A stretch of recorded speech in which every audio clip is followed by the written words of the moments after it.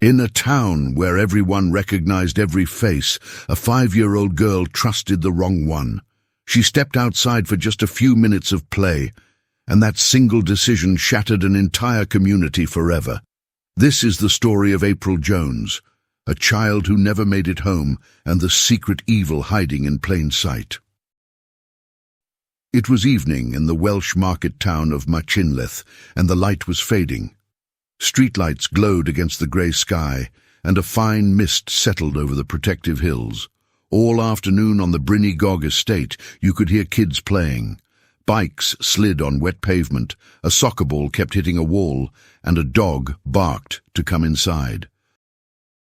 Among the children was a 5-year-old girl who loved the colour pink, a little girl born early and fragile who had already learned to fight.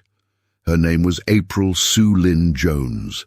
Born nearly 2 months premature in 2007, her first weeks were spent in the hospital. She was later diagnosed with mild cerebral palsy, affecting her left side and making walking and balance harder.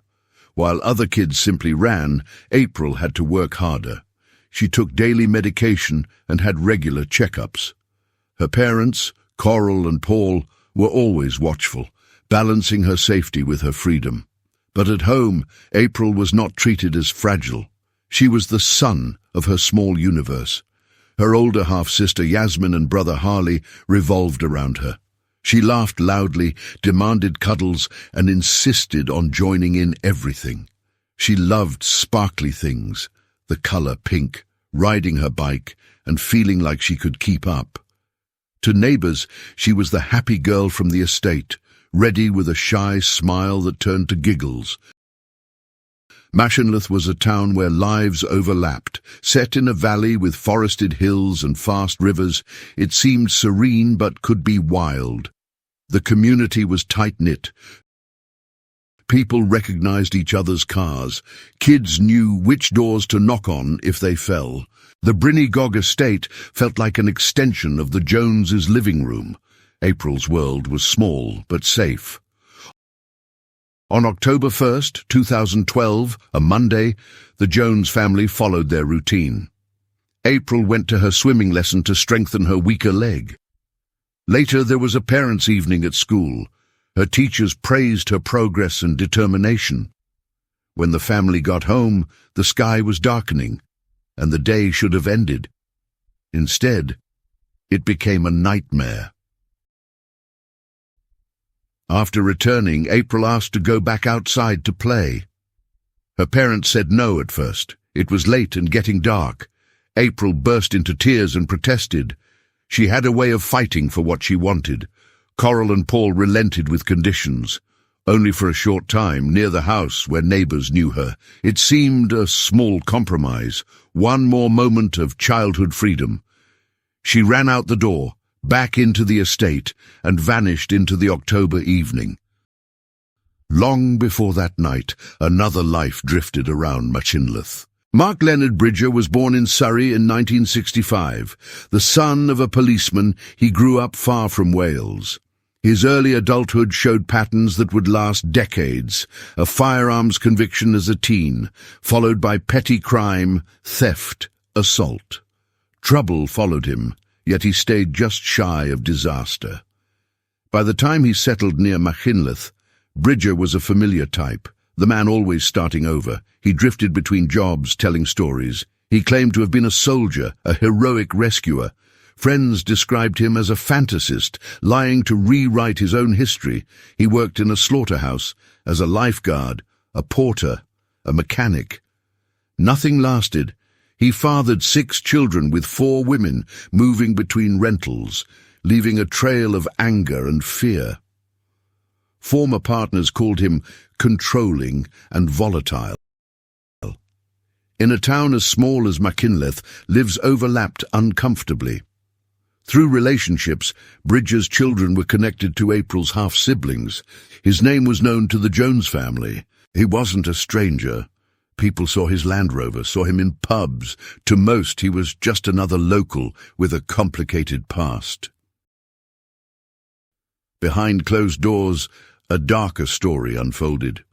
On his computer, police would later find hundreds of indecent images of children and files about infamous child murders.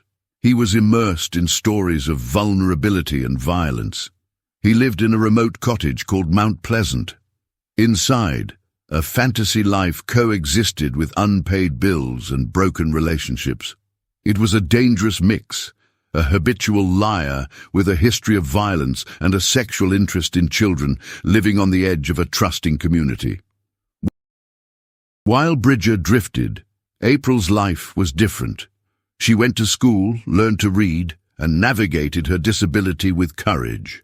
Her father drove her to appointments. Her mother balanced protection with letting her be free. Her sister Yasmin was becoming a teenager, but was devoted to her.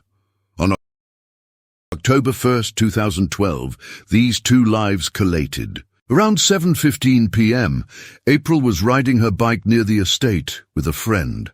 A grey Land Rover Discovery approached.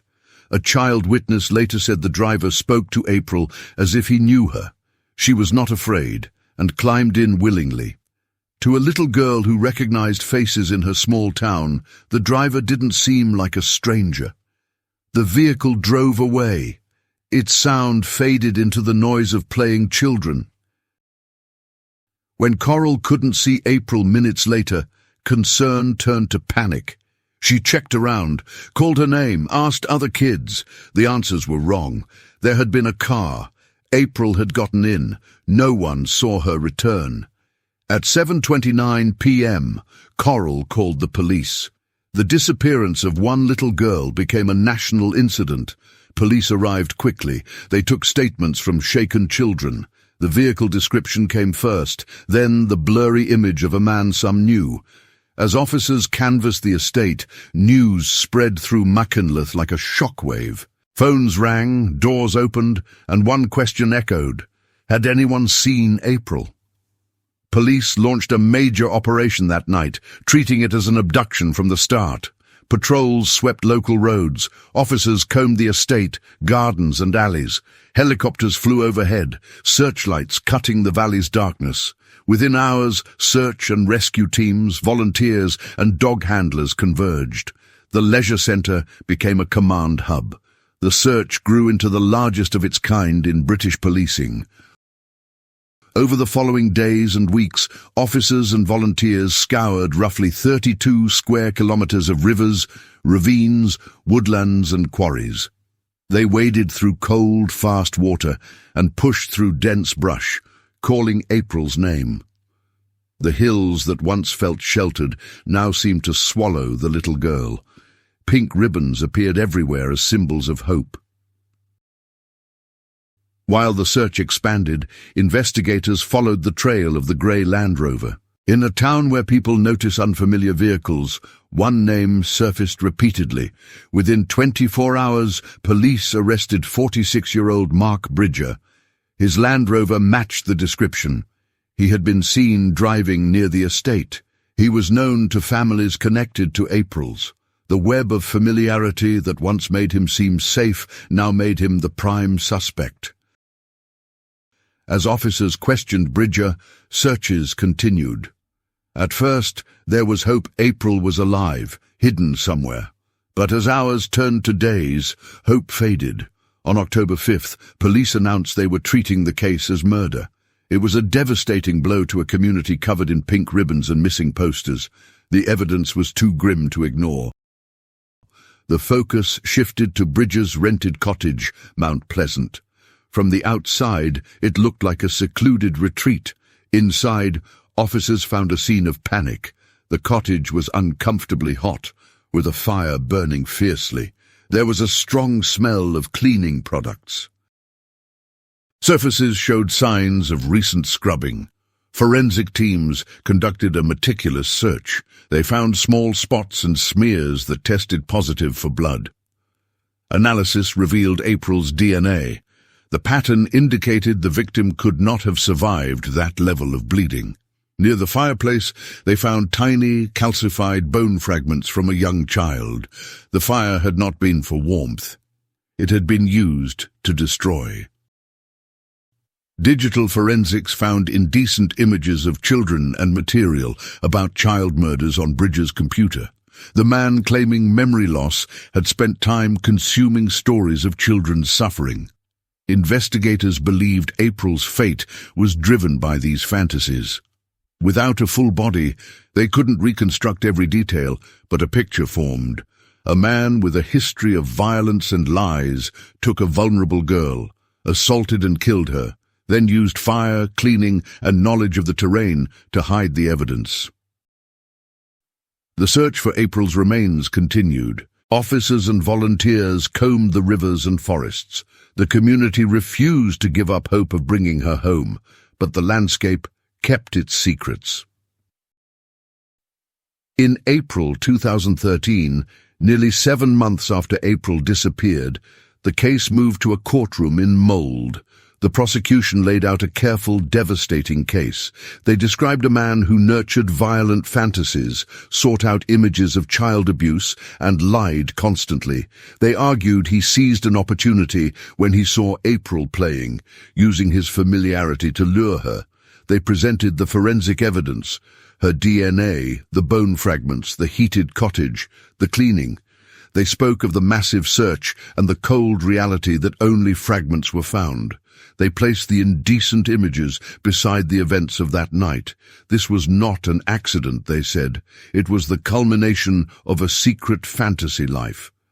Bridges' defense told a different story. He claimed he accidentally hit April with his Land Rover near Bryn-y-Gog, was drinking, panicked, and couldn't remember what he did with her body. He denied any sexual motive and painted himself as a man broken by a terrible mistake. On the stand he cried and insisted he never meant to harm her.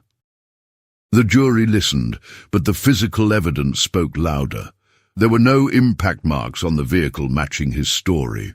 An accidental death wouldn't require burning a body, scrubbing surfaces, and lying repeatedly. The child abuse images and the thorough clean-up contradicted his tale of confused panic. The man in the dock had a history of violence and deception. The girl was vulnerable. The imbalance was stark. After less than 2 days, the jury returned a verdict: guilty of the abduction and murder of April Jones and of perverting the course of justice. The judge gave a life sentence with a whole life order. Bridger would never be released. For Coral, Paul, Yasmin Harley and the people of Machynlleth, the verdict brought a measure of justice but no peace. There was relief he would never walk free, and pride in how the town came together. But there was also raw, unfinished grief.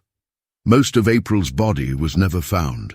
Her killer kept the final details to himself. Months later, forensic work on the recovered fragments allowed the family to hold a funeral.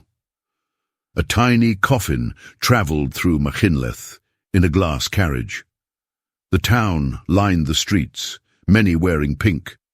Her family walked behind, bearing an unbearable weight. In the years after, April's case had lasting effects. Her family campaigned for stronger action against online child abuse images. Her name was invoked in debates about tech companies, the justice system, and public protection. The Welsh government bought and demolished Bridges' cottage, turning the site into a memorial.